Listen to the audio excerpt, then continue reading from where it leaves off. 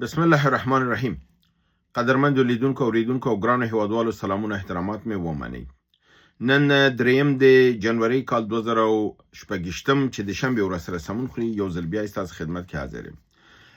دا د نارمل برنامې نه بر علاوه نن اجالتا یو خبر دی چې تاسو سره زه غواړم په د باندې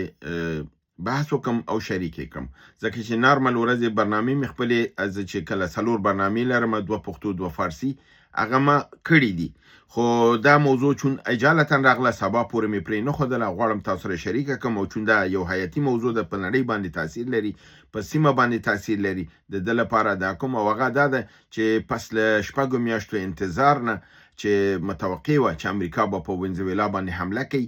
نن بیګا شپه دوی په ونزویلا باندې د درې خواونه یعنی د بحري، بري او هوایي بریدونه خپل شروع کړي دي. د ناموثق او غیر دغه خبر په اساس چې تر اوسه پورې خبرونه راځي، اگر چې سی ان ان لویه اداره ده د امریکا او هغه دا خبر هم دغه کړی دی چې په ونزویلا باندې برید شروع شوی دی او دوی د ونزویلا رئیس جمهور مادورو سره د کوروادانی او د نیولې دي او جنگ په کاراکاس کې یعنی په پلازمینه د ونزویلا کې شروع دی، لپاره دی چې د همکاري د نن ور سره شوې ده، یعنی د وزارت دفاع د ونزویلا الته دوی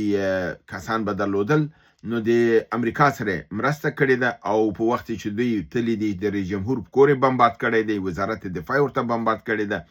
ګرچې چې وزیر دفاع د ونزویلا دا اعلان کړی دی چې دوی به د خپل د خاورې نه دفاع کوي او دوی به ودرېږي په مقابل د امریکا کې، مګر هم امریکا چون د شپږ میاشتې خپل قوا د مملکت تر شاوخوا راوړې وه، کم از کم 14,000 قوا په بري او بحري په لویو او وړو کشتیګانو کې هلته ځای په ځای کړې وه، تیارې ورته راوستې وې، د میزایلونو دغه ورته برابر کړی و، نو په دې اساس باندې دننه هم کار شروع کړی و او دننه کار دا و چې دوی په اردو باندې کار کوو، هلته په نظام کې دننه کار کوو. د امریکا یو طریقه د اشغال دا ده چې د کله په یو مملکت د یو ځای ته ځي، مخکې دې نه چې ناببره توګه باندې برید وکړي، اول هلته کار کوي. د دې مثالونه ډېر ژوندي دي. کله چې د اسلامي امارت نظام سقوط کوه په 2001 کې، نو دننه نظام کې کار کړی و، هلته بعضې قمندانانو دی په بیه اخیستي وو چې د سمت شمال کمربند مات شي او د دغې نمونه غټ مثال مولوي خاکسارو چې معین د وزارت داخلي و او هغې د امریکایانو سره په 50 میلیونه ډالر مقابله کې معامله کړې وه او کمربند جبل سراج او کمربند دغې دا مات شو. د همدارنګې په عراق کې کله چې امریکا تلله، نه د صدام وهلو لپاره مستقیما نه وه تللې، د صدام د جنرالانو سره د وزیرانو سره خبرې وشولې، هغوی ته دا ویل شو چې پراته کو موږ راځو، په وهلو خو وهو، خو ښه دا ده چې موږ سره جوړه وکړئ، یو خو دا د وژل کېږي به نه، بل دا پیسې درته درکو او بل آینده نظام کې چې راځي ستاسو وزارت او جنرالي دا به په ځای په دا رقم ته دغه ورکوي، یعنی تمه توقع ورکوي او د نن نظام لکه موریانې غوندې خوري او بیا د بره نه کله چې حمله کوي بیا دوی په هغې کې بریالي کېږي. نو شپږ میاشتې دوی په ونزویلا کې دغه کار وکړ، دننه اوس معلومیږي چې په اردو کې کار کړی، د اردو ځینې خاینین خپل د مور د وطن په مقابل کې د اشغالګرو سره لاس یو کړی، چې دا د تازه خبره نه ده. په افغانستان کې موږ تاسو وکتل چې د افغانستان د خاورې نه همدا کمونستانو چې د پردیو سره لاس یو که او د جنایتکارانو د اووم د ثور کودتا په نتیجه کې په 1958 کې روسیې افغانستان ته راوصله. دا چا راوصله؟ دغه کمونستانو جنایتکارانو چې خپل مور وطن یې خرڅ کړ او روسان په افغانستان متجاوز کړ. کله چې د نن نظام نه مرسته نه وسی، نظام وهل اسانه نه، ځکه چې یو کار مادورو بل کړی چې مادورو په دغه تیره اونۍ خپل د خلکو منځ کې اسلحه تقسیمه کړې ده، خلک آماده کړي دي جنګ لپاره، خلک یې ودرولي دي. نو د ده لپاره که چېرته فرضاً د نن نظام نه وي خوښ شو، بیرون امریکا دا نه شو وهلی، مقاومت ورسره کېدلی شو. همدغه عین پلان دوی د ایران په حصه کې هغه دی نیولی دی چې ایران خو دوی د بیرون نه کوشش وکړه چې ویوهي، وی نه شو وهلی. نو د ایران کې د شپږو میاشتو کې دوی دننه کار وکړه، هلته یې دومره صحنه برابره کړله چې اوس خلک راپاڅېدلي دي. کم از کم په 22 ولایتونو د ایران کې تظاهرات دي، په حساب اور اچونې دي، بم الوزول کیږي، بانکونو باندې حمله کیږي، مارکیټ باندې حمله کیږي. دې ته حرج مرج وي. د حرج مرج راوستل دي، اولیګارشي سیستم استوار کول دي، نظام د منځه وړل دي، بیا پس له هغې نه برید کول دي. همده لپاره د اسرائیل مشر هلته تللی و چې دوی ته معلومه وه چې دوی دننه کار کړی، تظاهرات شروع شوي دي، باید دې امادګي ونیسي. نو راځو بیرته دې ته چې په وینزویلا کې دوی دا کار وکړ. د اردو یوه ډله خپل په طرف کړې ده، سره دې چې وزیر دفاع اعلان کړی دی چې دوی به د آخرین دقیقې پورې وجنګېږي. که وګورو چې څومره مقاومت کولی شي، والله عالم که مقاومت ډېر زیات وشي کولی، خو که چېرته فرضاً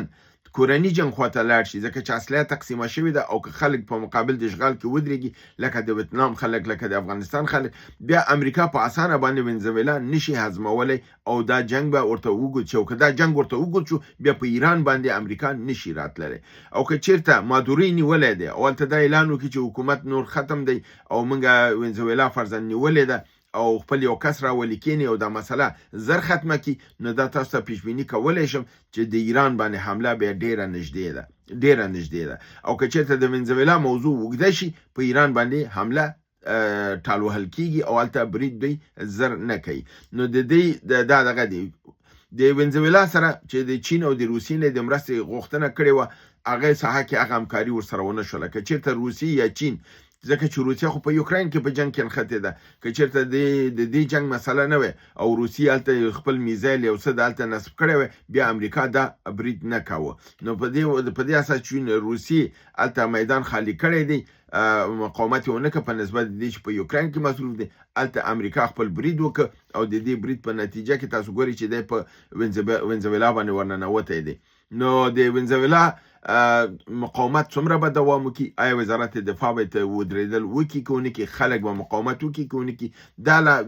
مشکله ده چې سړی دقیقاً دا دغه وکړي. خو چون حمله هم د ځمکې د لار نه قوه ورننوتې ده، امریکایي هم فضایي ورننوتې ده، ریاست جمهوري بمبارد کړې ده، وزارت دفاع بمبارد کړی دی، بعضې جزایر بمبارد کړي دي، د دوی هغه دفاعي سیستم یې مفلوج کړی دی. نو یعنی همهګیره حمله ده. نو وګورو چې تر کوم حده پورې دوی موفقه کیږي چې خپل د خاورې نه دفاع وکړي. که چېرته دوی دفاع وکړله، ودرېدل، او امریکا په دې پوه شوه چې هغه رقم پلان یې درلوده چې لاړ شي کاراکاس ونیسي او خپل کس کینی او په دې کې کامیاب نشي، نو دا بیا د امریکې لپاره به لویه ماتې، بیا نو په ایران باندې برید اسانه نه دی ورته. که چېرته فرضاً د وینزویلا موضوع په اسانه حل کړله او هلته نظام بدل که، بیا د ایران باندې برید بالکل په همدغه ورځو کې متوقع دی چې په ایران باندې عین رقم برید وکړي او هلته د تظاهراتو نه استفاده وکړي. نو په دې اساس باندې د تاثیرات په سیمه او په نړۍ باندې ډیر زیات دي، ځکه چې امریکا د غیز نه فارغيږي او په افغانستان په ایران باندې حمله کوي، د ایران باندې حمله ډیر حالت به خرابوي، دغه تاثیرات په افغانستان باندې راځي، په سیمه باندې راځي، بل خصوص په ټول د افغانستان په حق له پالیسيګانې تغییر خوري. پاکستان د دې صحنې نه خپل په ګټه استفاده کوي، ګټه اخلي، چې دا په هیڅ صورت د زمونږ او تاسو لپاره ښه خبر نه دی. زموږ لپاره نړیوال خبرونه چې کله تاسو سره شریکوم، بعضې دوستان په ارزښت نه پوهیږي. هغه علت دا دی چې لوبه نړیواله چې ده، د هغې تاثیر په ټوله دغه باندې، ځکه چې هماغه د سعدي صاحب دغه دی چې ټول دا ټولنه دنیا چې ده، دا یو د بل بني آدم، یو د بل ازادي، یو دغه دی، یو باندې تاثیر په بل باندې تاثیر کوي. که چېرته ته په ایران باندې اوضاع خرابوي او پاکستان په دې کې قوي کېږي، نو په افغانستان باندې منفي اغیزه بالکل کوي. د ده لپاره موږ هر موضوع څارو، ورته متوجه کېږو او باید تعقیب یې کړو، ځکه د هغې تاثیرات په موږ او تاسو باندې دي. نو په دې اساس باندې اوس ګورو چې دغه جنګ هلته روان دی، حمله شوې ده، او کولمبیا د وینزویلا ګاونډي د شورای امنیت نه غوښتې ده چې عاجلا د دغې په